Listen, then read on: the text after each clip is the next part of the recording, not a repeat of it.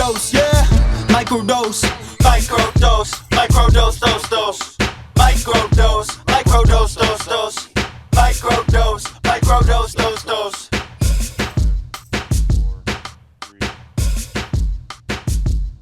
What's good, y'all? Kush Hayes here. Happy Chinese New Year. Happy Lunar New Year. Gung Hey Fat Choi.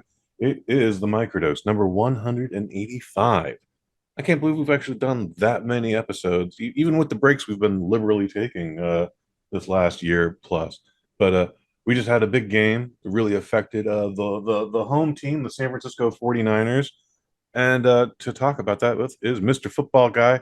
He is the host. He is the founder of the Waffle Box, Mr. Mike Fish.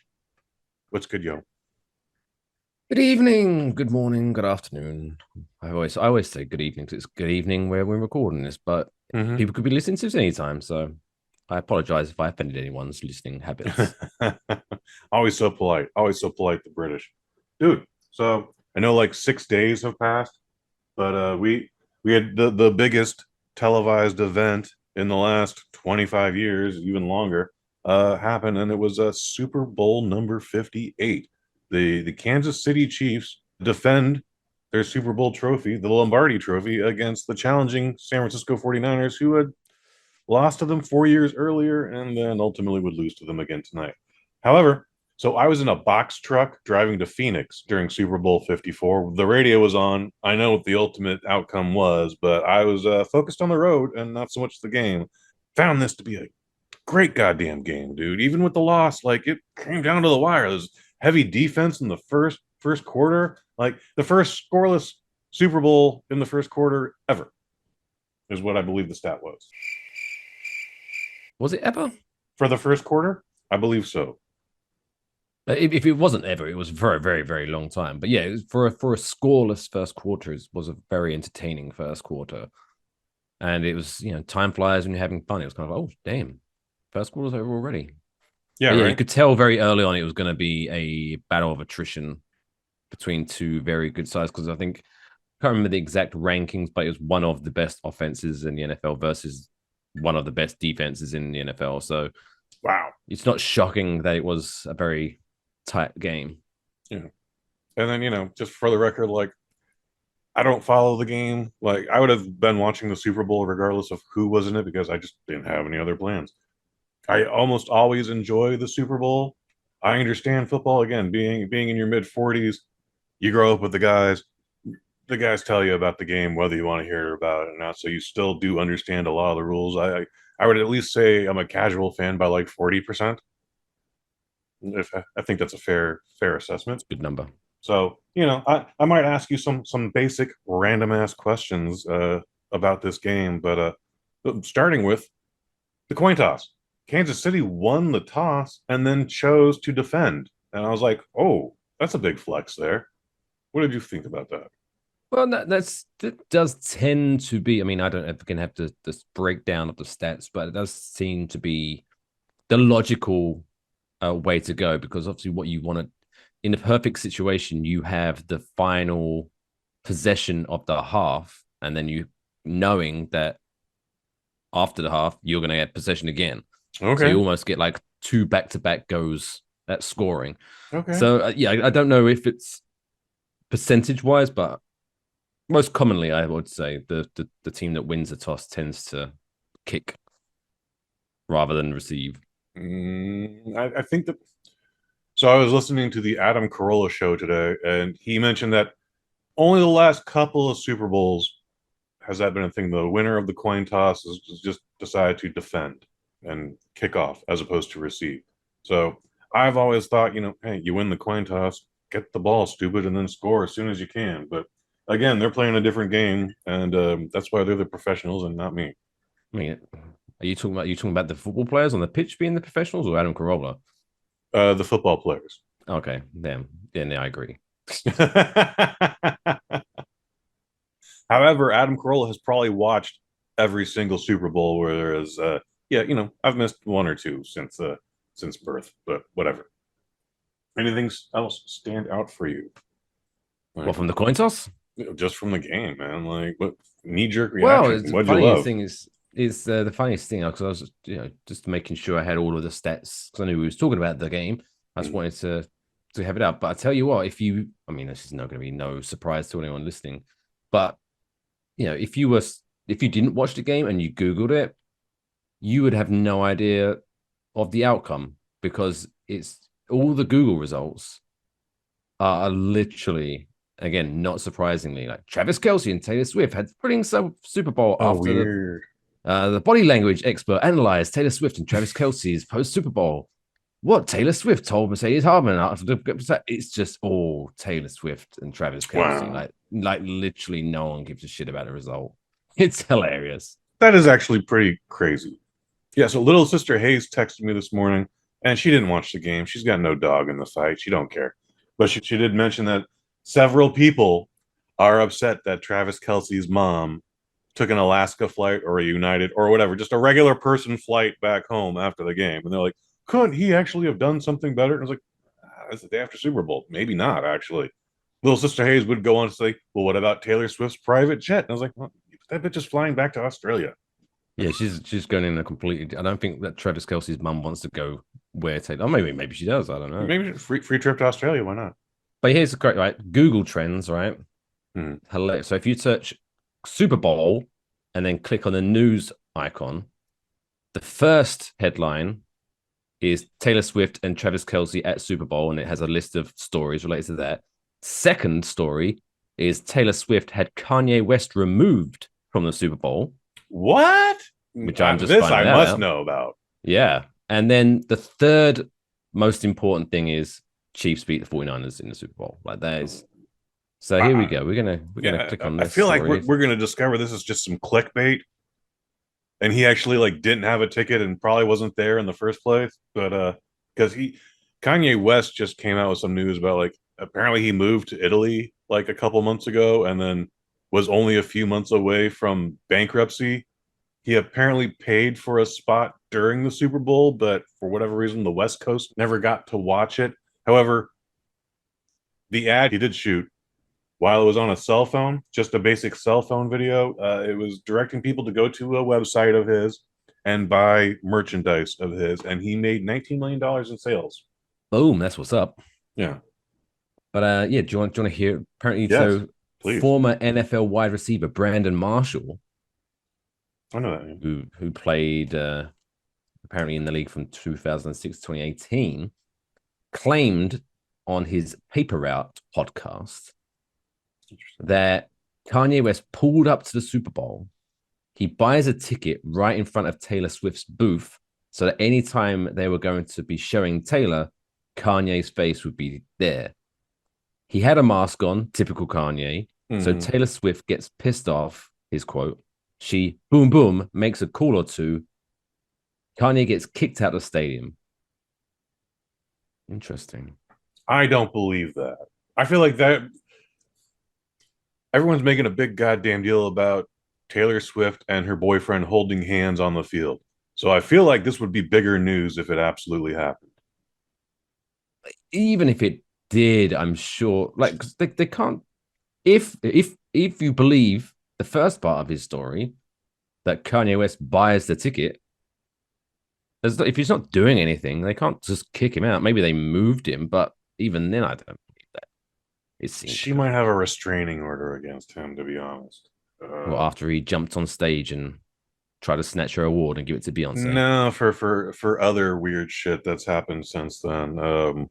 Apparently, I don't know. Anyway, there's a documentary on Netflix about it. It's 3 years old, so yes, it is a little outdated, but there's been some extra Kanye Taylor beef. But anyways, I don't believe this happened.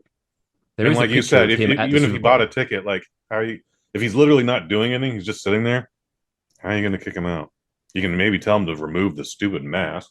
Yeah, he's in the picture. So he's wearing. Is there a photo of him there? Yeah, he's wearing an all black mask, literally his entire face is covered.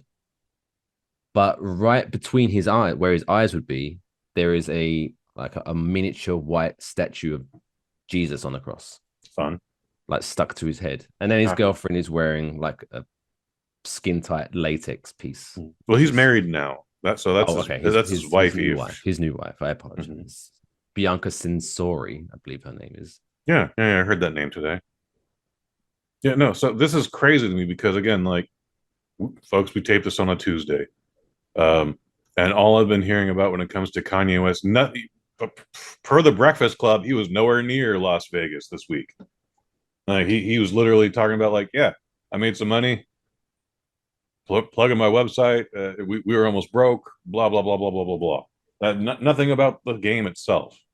Oh no, there's on this news story. There's TikTok footage of him in the stadium, but then again, It's still a guy in a mask.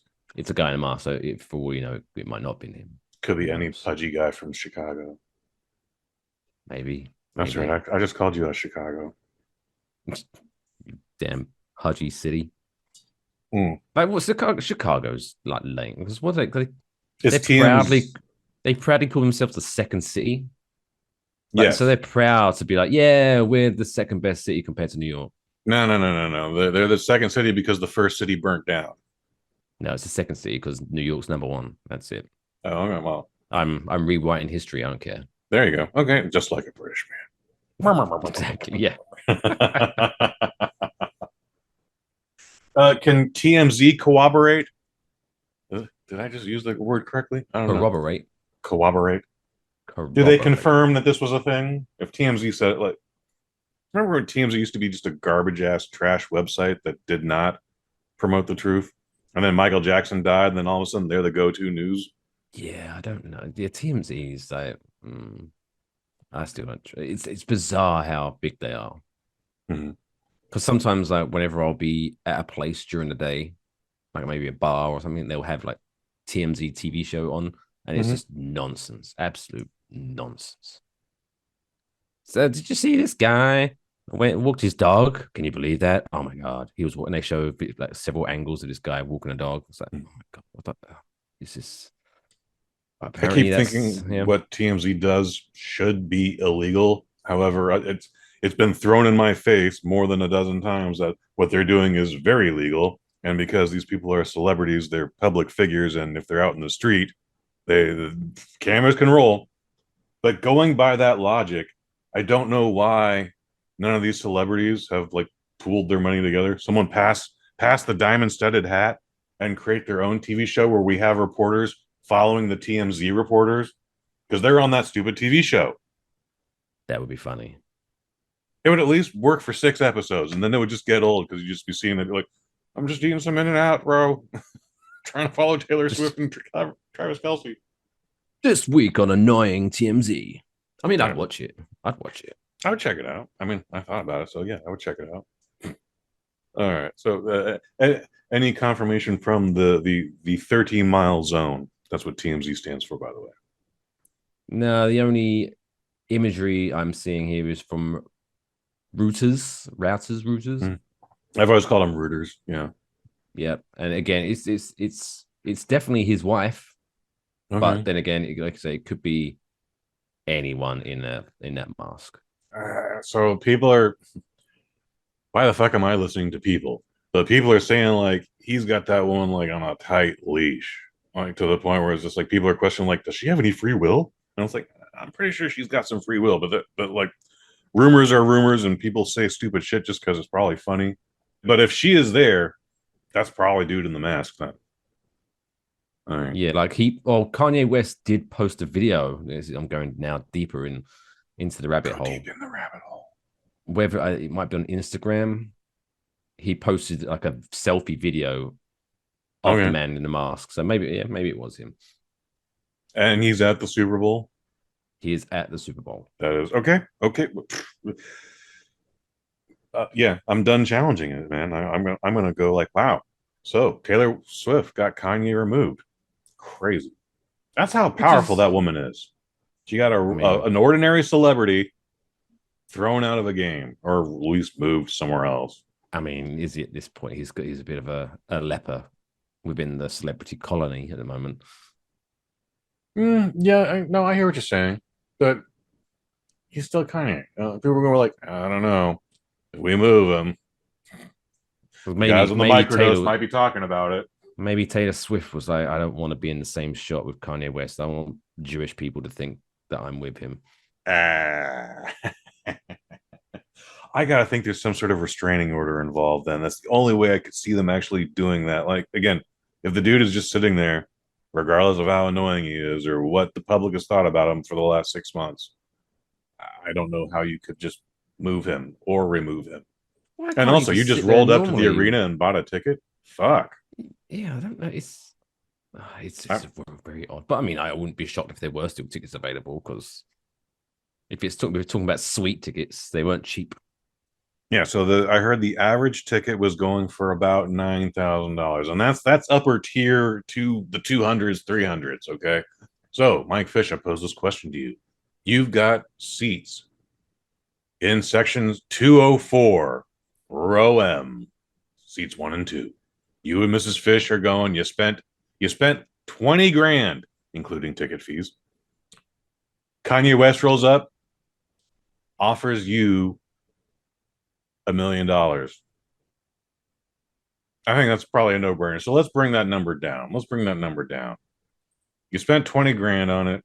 He offers you 100 grand. I think that's a better, tighter fit. Do you sell your tickets? You flew out to Vegas. You were super duper hyped about going to your first Super Bowl with the wife or anybody. And then Kanye attempts to buy your ticket. What do you do?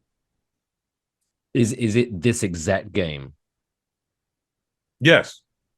Why not? So yeah, why not? Then yeah, I'd sell the tickets. Okay.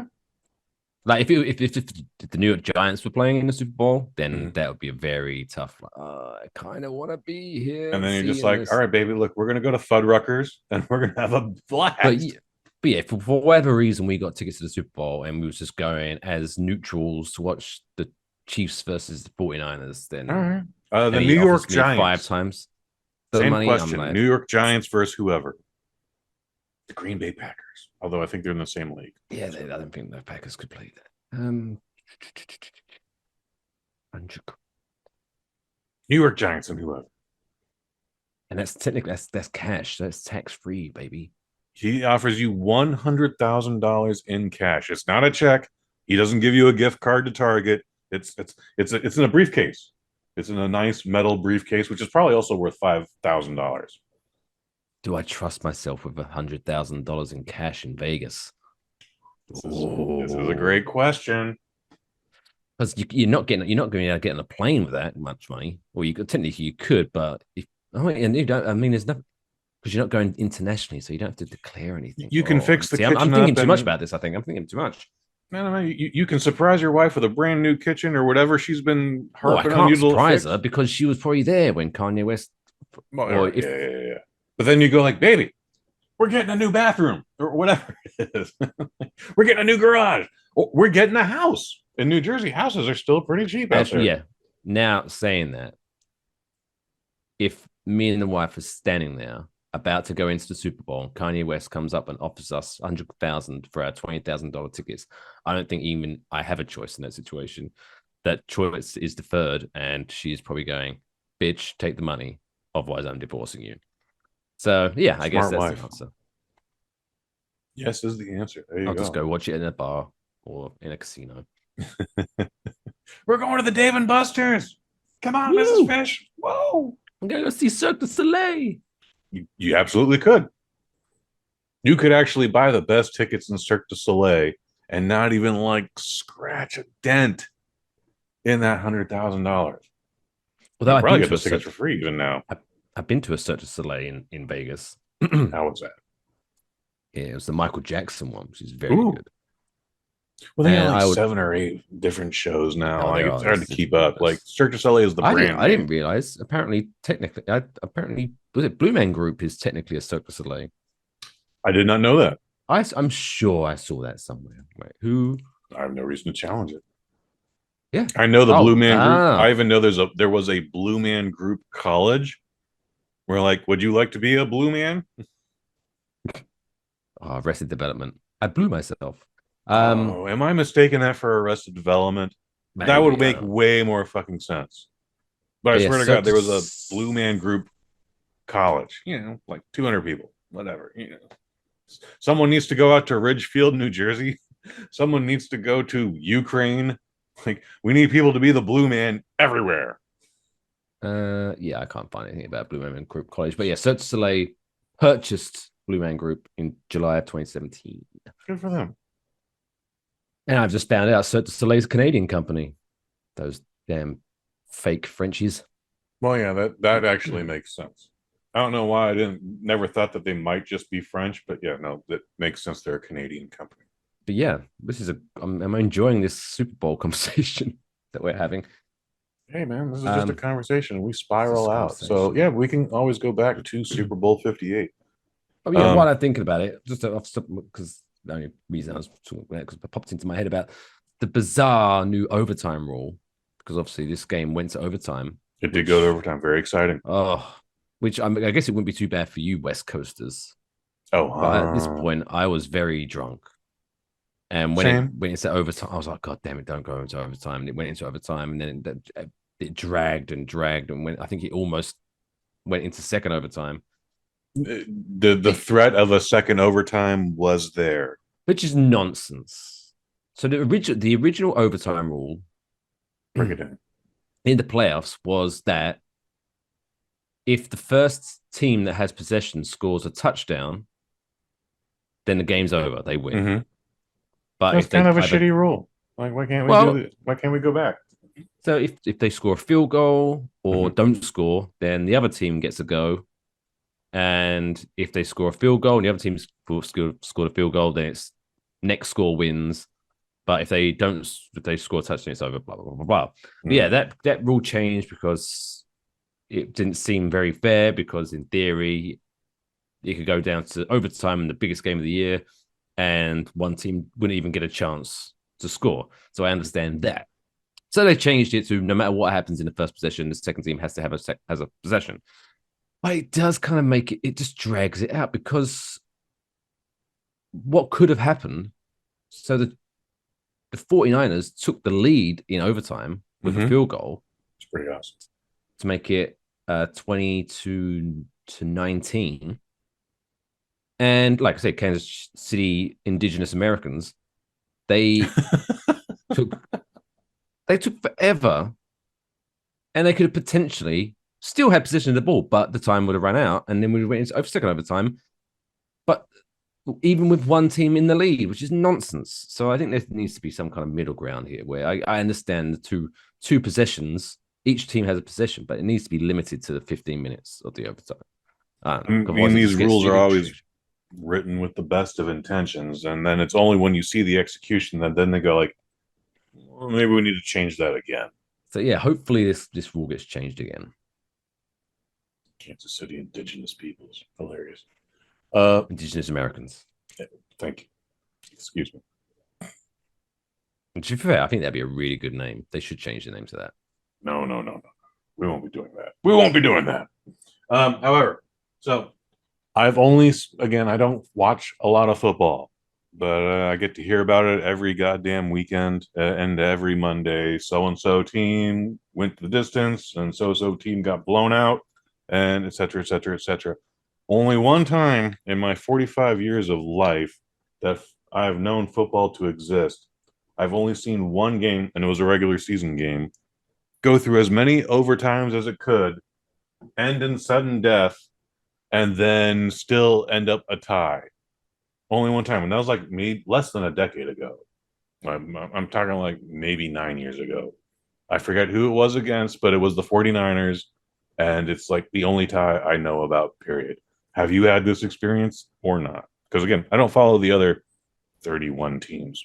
Yeah, it happens I wouldn't say semi-regularly, because as of, I guess now this recent season is now last season. So it's not this season anymore. It's last season. So the season before this, the Giants went overtime in the regular season and tied the game against the Washingtons. So yeah, it's happened, and it's very underwhelming. It's very annoying to sit through 3 to 4 hours of football, and then it's like, nobody won. Say goodbye, everyone. Is that the same feeling you have when you're watching Manchester? and they go to a tie, which I don't apparently care about happens way Manchester. more often than it doesn't. I'm a West Ham United fan, as you very well know. But no, yeah, ties happen very, very often. It's not. I guess it's because it's just always been a way that the game can end in a tie. Whereas with football, I guess they design it to try to avoid that at all costs. So when it does happen, it's very like, oh, that's annoying. But yeah, it does happen. It's a different feeling because we've tied 6 games this season already out of 24 games. But I don't want to talk about West Ham because we just recently lost 6-0 this past weekend, and that was very depressing. And I do want to apologize for suggesting that you were a fan of Manchester. That would be the same as you suggesting that as a football fan, I was a fan of the Detroit Tigers, which would be completely inaccurate, the entire wrong sport, and just equally insulting. So my apologies. Well, I mean, I'll let you because there are 2 Manchester teams, and one of them I don't actually mind. Manchester City's the nice team. Interesting. Manchester United, the evil empire. Fuck those guys. I don't think we ever talked about it on the Waffle Box. And yes, this is the Super Bowl episode, but did you end up watching the end of Wrexham for season 2? I didn't. I never went back to season 2.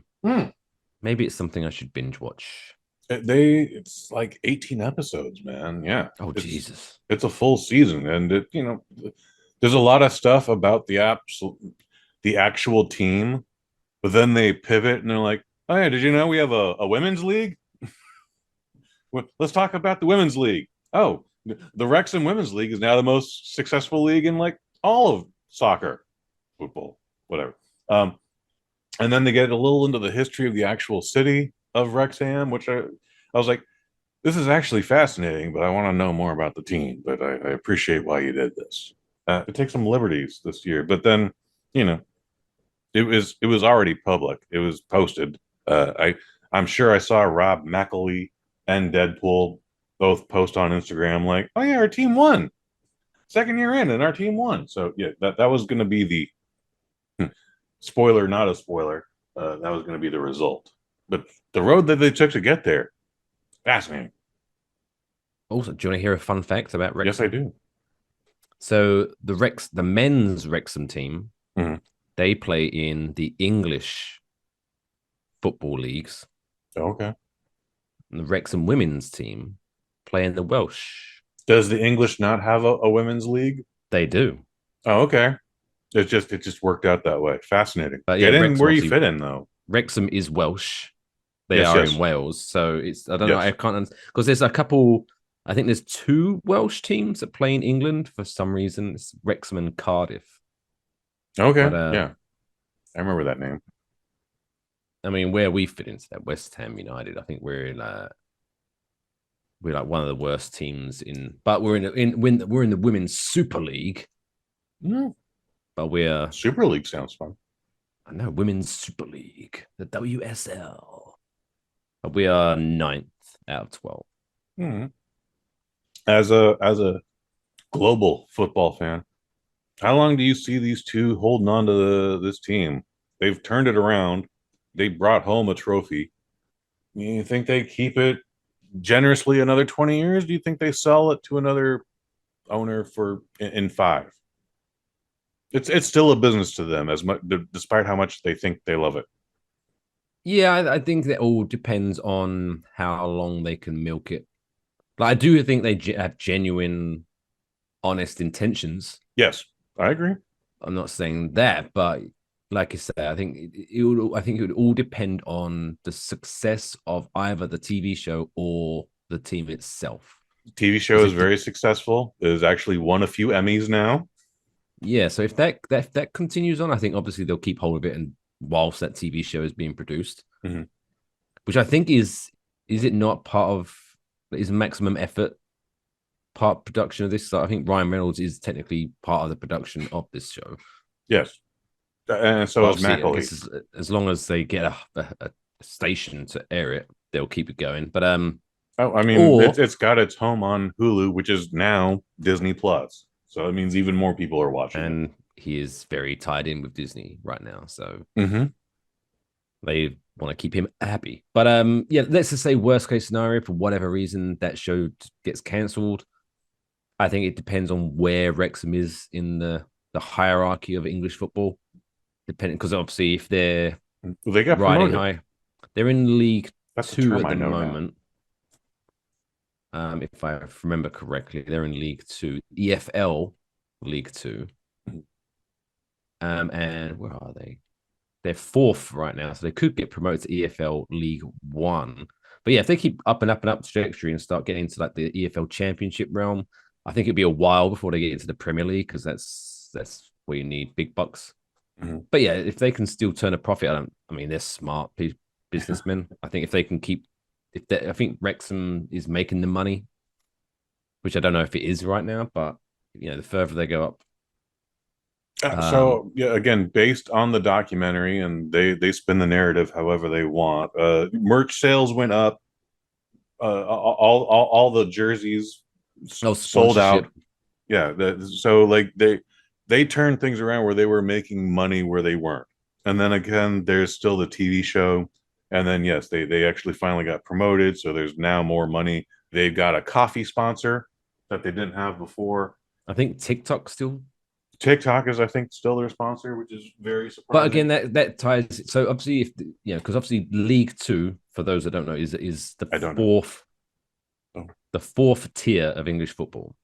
So, like for example, West Ham, who are in the Premier League, they would need to get relegated from the Premier League, and then relegated the following season, and then relegated again, just to be in the same league as Wrexham. So they're pretty far down. So those teams aren't getting mega money. So obviously, the fact that Ryan Reynolds and Rob McElhenney are attached to the team and they have a TV show about them, that's definitely helping the sponsorship. Because I'm pretty sure if that TV show goes away, I'm pretty sure the high-end sponsorship deals go away as well. So I stick to my point. I think the TV show is very important to them wanting to keep ownership stake, bringing other owners in. But I think I would be shocked if they keep at least some minority ownership of that club for the rest of their lives and hand it down to their children. One of the funnier parts of season 2, and it happened in season 1 as well, is they in season 2 they're actually trying to, like, there's this one section of the arena that's just dilapidated. It's unsafe. No one's allowed to do it. And they're like, we're going to finally repair this. And then they're finding out like what they were estimated and what it is now costing them is a huge gap. And they're like, oh no, we just spent another like £1 million on this thing. I honestly don't know if that's cheap or expensive, but they're like, oh my God, we spent way too much money on this. Rob McElhenney is pulling out whatever great hair he has left, like in these situations. And then they got into a thing where like, yeah, we ordered our next season jerseys just a little too early. And I forget if they get promoted, it's one thing, and if they stay in the league, it's another thing. But again, depending on the outcome of that final match, like they might just have 100,000 jerseys they can't use. Right, because it's probably, if I am correct, it's probably because of each shirt has the logo of the league that you're in on one of the arm on the sleeves. So yeah, if they had the Conference League, I think they were in a banner, wherever it was, and then they got promoted to EFL, they would have to suddenly switch the EFL logo on their shirt. And so if they had the old league logo, then yeah, those shirts are next to useless. There you go. Let's get back to the Super Bowl. A bajillion people watched it. Tons of people watched it. Anything else that stood out to you? What did you love? What did you hate? What should we change? If they're going to focus on a single celebrity throughout the whole game, they should give us the ebbs and the flows. Show Taylor Swift upset when the Kansas City Indigenous Americans fumble the ball and lose possession. Give me some of that. But then also, the tinfoil hat comes out with the conspiracy that NFL is rigged or scripted, when the announcers Those guys are basically predict what's going to happen. And by the way, I don't mean to cut you off, but 5 of the 7 experts for was it CBS? CBS. 5 of the 7 experts predicted Kansas City to win. And then little sister Hayes, who's like that Japanese octopus, also predicted Kansas City. She don't watch football ever. But she got a vision from God, and God said Kansas City. Well, to be fair, I'm not trying to knock down little sister Hayes. She's a fine young lady. But what I'm just saying is it's not exactly going out on a limb when you're predicting that the team that's been to the Super Bowl like almost like 4 times in a row and won 3 of them. Mm-hmm. It's not that much of a stretch to think, I think they might take this one. All right. But yeah, no, well, now again, that's all bullshit. The older and then what are they, the analysts or the experts, as they say, the talking heads. Well, I did see one of them predict that the Kansas City Chiefs was going to win, but then he looked down at his piece of paper and was like, "Oh, actually, no, sorry, I think the 49ers are going to win." So he obviously is I like, noticed that too. Shit. I thought that was know. weird. Thank you for bringing that up. I didn't realize I was supposed to pick that team. So I think there's something. Again, I'm not saying it's scripted, but I think the TV networks are like, okay, let's make this interesting. Let's have a split. So hey, Steve, you pick them. Dave, you pick them. And so I don't think they're actually picking them. You know what though? Like again, we do a show and we have a couple pops on it, and the Super Bowl is definitely that day. You're gonna have a couple pops. And I would not be surprised if this dude originally wrote down the 49ers and then went like, something happened in between that note scribble and the broadcast. And went, well, maybe Kansas City. Oh, no, shit. I said 49ers. My bad. All right. Also, this man has been a football player and has been concussed like 30 times. Yeah, I think it was, who was it? It was, oh my God. The former Giants quarterback, and I should know this. Boomer? No, Boomer was Bengals, wasn't he? Yes, I don't remember. I just thought it was funny that his name was Boomer, and he's Boomer Esiason. Boomer Esiason. Yeah. I know that name. And then today it's a different name. It's oh my gosh, what is his name? It's going to really annoy Phil Simms. There we go. Phil Simms. Okay. I'm not familiar with that gentleman, but I bet he's also been concussed 30 times. Well, I mean, he used to play for the Giants. Okay. Well, there you go. Notoriously. Just walking home, he's been concussed 15 times. So he's probably been sacked a bajillion times playing for the Giants. 2-time Super Bowl champion, though. Boom. There you go. Go Big Blue. All right. Do the Kansas City Chiefs make a 3rd appearance next year? Do the 49ers make their 2nd appearance in 2 years? If I had to say one or the other, I would say I would give the 49ers a slightly better odds. Okay. On making the Super Bowl again than the Chiefs, the indigenous Americans. Just because I think the great thing about the basically Patrick Mahomes is that he is a very, very, very good quarterback. But he kind of, they didn't do as great this year. I think they lost 6 games, if I'm correct, in the regular season, which is shocking. They barely made it into the playoffs, what it stretch. But you know what I mean?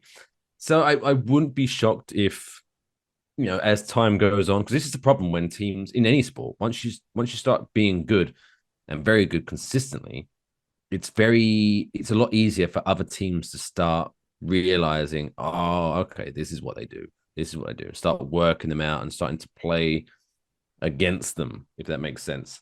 So makes sense. Yeah. It wouldn't shock me if they made it to another Super Bowl next year, but it also wouldn't shock me if they didn't. And quite frankly, I hope they don't. And nothing personal, but if the Giants aren't making the Super Bowl, I want it to be an interesting Super Bowl. That's why I was hoping the Ravens were going to make it this year. It's something different because it's just boring. I mean, the Ravens we lost to the Ravens a decade ago, but they also gave us a great goddamn game as well. So I would not have been mad if we faced the Ravens. But just to make a comparison, secretly hoping for the Lions to beat whatever. Yeah, all right. Well, you do what you got to do. Switch it up. Switch it up. Yeah, man. Stir the pot a bit. Stir the pot. Just to make a comparison, and it's a basketball comparison. So the Golden State Warriors, they went to the NBA Finals 5 times in a row, and 4 of those times were against the Cleveland Cavaliers. And players shift and come and go, and blah blah, get traded, but a lot stay. And those 2 teams combined for those 4 finals played an extra 80 games. They played an extra entire season over that 4 years that no other NBA team played. And so our current Golden State Warriors are apparently the oldest team now in the entire franchise. But also, they also have a full extra year on everybody because they played that many games in the postseason. It's a good stat. It's a great stat. Fact. Thank you, kind of guy, formerly of Kush and Kai. Shout out to him. Yeah, man. We miss Kai. He's good peoples. Anyways, my man, I think we had a fun conversation here. Yes, we deviated off the subject, but that was going to happen always. So, anything else you want to close out on? Yeah. No, all respect to Taylor Swift and no disrespect to any Swifties. Don't get upset with me. However, you'll always be number 2 to the moon. So suck it. The moon is more popular than Taylor Swift because 123.4 million people watched this Super Bowl and apparently on some poll thing, I reckon 20% of them tuned in just to see Taylor Swift, which is bizarre. YouTube, if you want to see Taylor Swift, YouTube exists. Just search Taylor Swift on YouTube if you really want to watch it while you're watching a football game. If you're not interested in football, it's very weird behavior, but whatever. I'm not going to judge anyone. But yeah, more people watched the moon landing in like the 60s. So still got work to go, Taylor. Maybe next year. I appreciate that detail too. So look, folks, you can find the both of us. We do a show together. It's called The Waffle Box. It's the original Waffle Box. It's the People's Podcast. It's the best part of Wednesdays, and you aren't listening to it. You aren't watching it, but you should, because coming all the way from the future home of Super Bowl 60, like I just said, it's the best part of Wednesdays. You love us because we do this. We do this because we love you. Mike Fish, you want to drop another plug? Yeah, I mean, if you enjoyed this Super Bowl chat, then go to enjoywafflebox.com and check out that episode because that's where we broke down the commercialization side. So we talked about all the commercials and the movie trailers that were featured on the Super Bowl. Fun little chat. Plus, you talked about Lisa Frankenstein from Robin Williams' daughter. That's I found that out on Wednesday, that Zelda Williams is Robin Williams' daughter. Congratulations. And you can watch me react like a child when every time Kush says the lead character's name. All right. Lisa Swallows. Oh, gotcha. Giggity. Giggity. I thought you were giggity, making giggity. a Deadpool 3 reference also there, because you got quite emotional about that when I went like, I can't wait for this movie to fucking fail. By the way, not going to fail. It's going to be a fucking financial success. However, I hope everyone goes like, they just do the thing that we like them to do all the time. Ugh. Like, is that a bad thing? Apparently it will be. It's gonna. Martin Scorsese's rolling over in his grave. Right, before we wrap up, we'll wrap up any second now. Right? But real quick, Martin Scorsese, shut the fuck up. Like, he's talking about, the Marvel, they're not real cinema. Every movie is basically the same story. Every movie is basically the same story. You have a good protagonist and blah, blah, blah, blah, and there's some issues, but then it all wraps up happily in the end. Every movie is the same fucking blueprint. So shut the fuck up. Mike Fish and Martin Scorsese is going to be an alley street fight, possibly with knives, maybe with chains. Stop making 4-hour movies, you dick. That I can agree with. Stop making 4-hour movies. All right. For Mike Fish, I've been Kush Hayes. You've been you.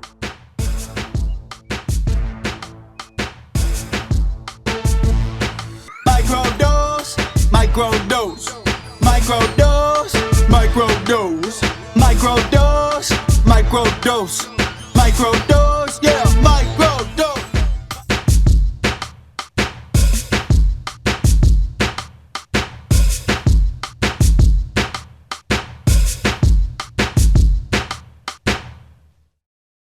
From the Bosnet family.